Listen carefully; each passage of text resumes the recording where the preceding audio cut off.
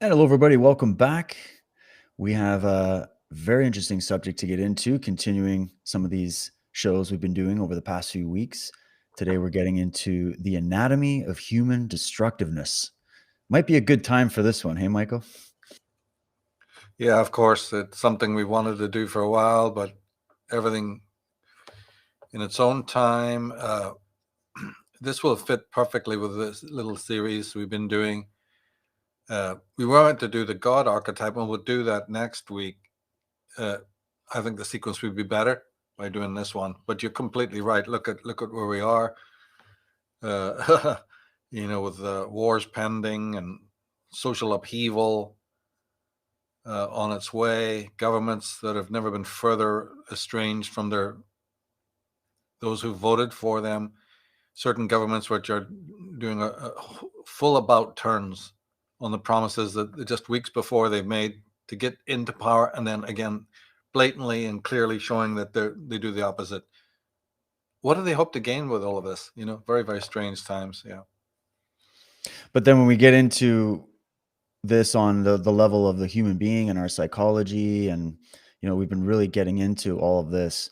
The question we've always been asking on this platform is, why do people keep putting up with it? Why do people keep voting these dictators in? Why do so many humans running around out there crave tyranny, for lack of a better word? They want to give up their sovereignty, their freedom. And what is the psychology behind the penchant for destructiveness that we're seeing? We got these young kids running around burning and looting with full signature from the government. um, and it's almost like it's being encouraged. But that aside, well, I guess we're diving into what's really the root of it. Where does it come from? Freud, his book that we're going to be looking at, this is what I believe we're talking about today, right? Is his book entitled The Anatomy of Human Destructiveness. Well, no, that was Erich Fromm's book, but Oh, okay. Fromm is a neo-Freudian. Okay. Letters at the end of the book are to Freud. There's a whole appendix in which Freud is answering various critics. Beautiful letters, very genial, urbane, caring. Very, very different image than what is often given as this imperious father.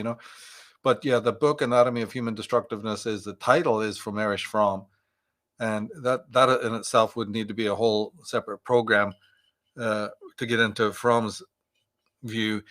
As a matter of fact, his view is not too dissimilar from Jung's view in one way. And that is because both men did seem to see individualism as a problem in the sense of human destructiveness. And both sort of agree that, because according to Erich Fromm, we weren't individuals just 500 years ago. In the medieval period and the Dark Ages, individualism as we know it didn't even exist. We were still incredibly tribal, say feudal or whatever, but man and his kin, man and his tribe. And there was almost a disdain. Okay, we like to romantically think back in terms of heroism, but a lot of that is, the fallacy of us looking back from where we are standing now. Actually, the masses couldn't be individuals. You just didn't have that concept and wouldn't have known what to do with it. And when it did rise, they didn't like it. Say it was even as late as the period of Joan of Arc or any of the, an individual, nobody really cared for it. They didn't know what you were doing. They thought you were half mad. And then Jung is saying that one of the great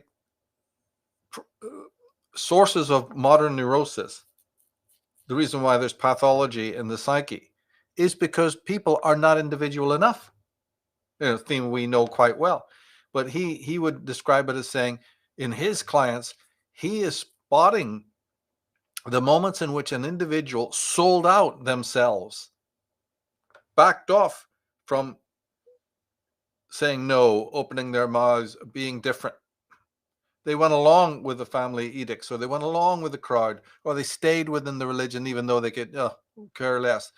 All of these little moments added up together in which they didn't stress and didn't fight for their own individualism is the cause of neurosis.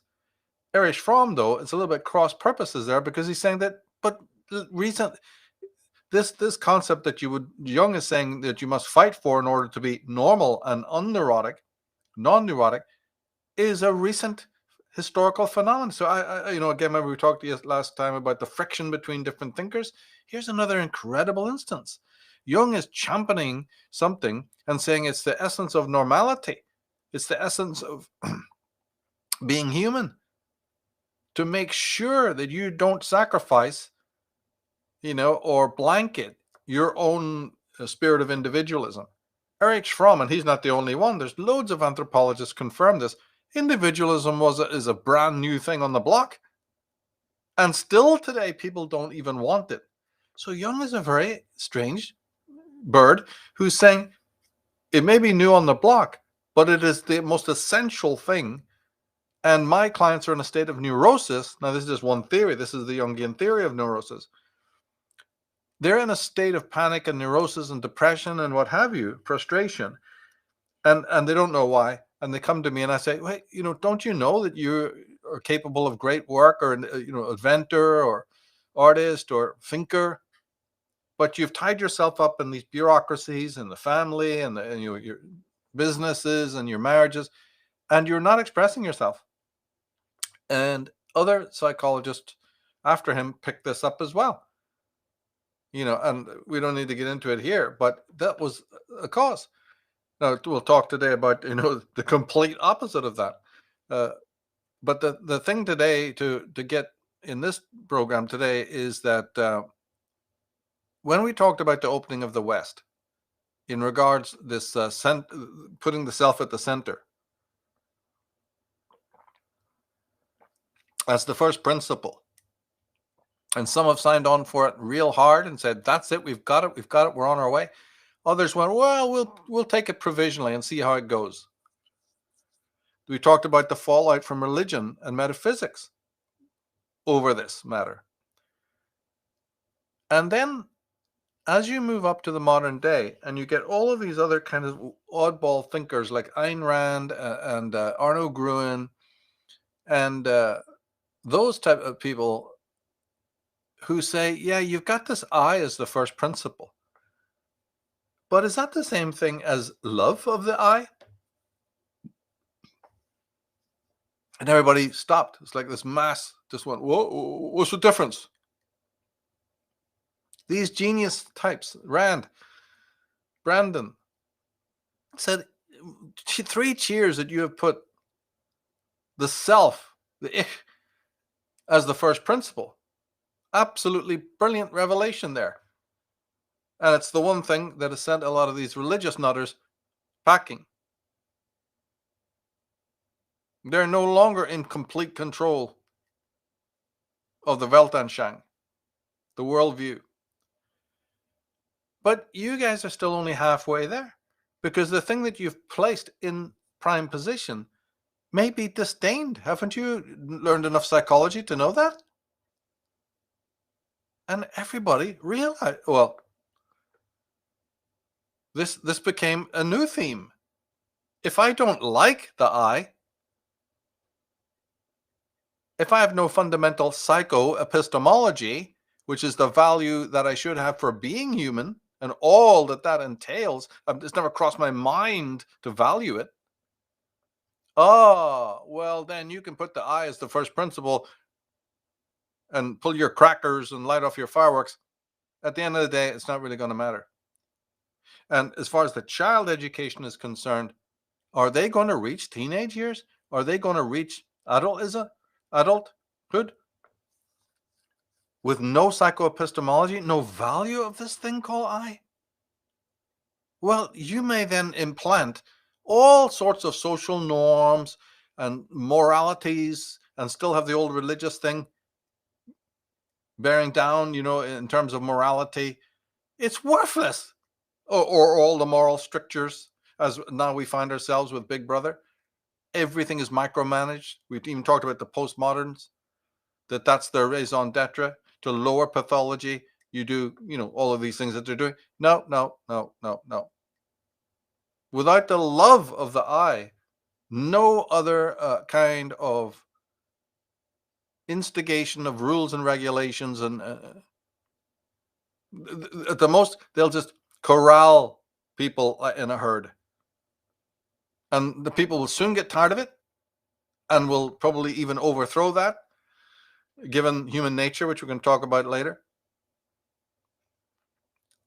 So that was, that's an important introduction here, just to get the beads on the thread so they're not all rolling around the table. Give context to what we've been talking about here, because this now takes it out of the clouds of just some philosophy of some smoke-filled college and right into your personal life. This takes the first principle and makes it a first principle for yourself. Because do you value the self in this way? Do you know even what that all entails? You see, people don't. So, they have to be directed to reading their Ayn Rands and what have you. Hopefully to get their minds around that a bit, to understand this. Because as Ayn Rand quite rightly said, the man who does not value himself can never value anybody else. Not really, not as it is required. And she's keeping her analysis of world problems within this parameter so that we don't stray off and start thinking, oh, it's ecology, it's tyrannical governments, or whatever. But you're quite right to start off by saying, you see, that the times we find ourselves in today are largely because we still embody this master-slave dynamic in which they are the masters doing to us. We're not looking at all at what the slave is doing to enslave himself. We haven't even really started. People pay lip service to that, but they haven't really examined what it is, why we say yes to tyranny over and over again, even when it's quite obvious that it's tyranny, or that our children may be enslaved in the future in ways that you may not find an exit strategy for. Why are people who come out of universities claiming to be intelligent don't see any of this, don't push back at it, and others are too frightened to do so? All of that. So for our members, we've unpacked this so many times, it's not a beginning question for us. But for a lot of the world, they wouldn't even know that. Once they get to these conspiracy movements, it's just them against us, and it can stay that way for 30 years, the narrative.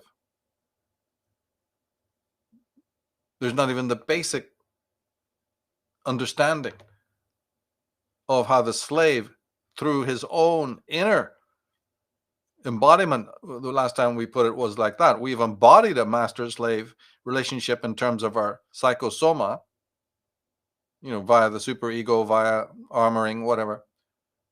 And we operate then in the world as this kind of a polarized, mutilated being, making all the wrong choices. And the superego is always articulated to world authority, whether that authority is the parents or later on, the government. There's a psychic tyrant in our heads. And we have a very strange relationship with that. We have a love-hate relationship with it. We have a love-hate relationship with ourselves. Now,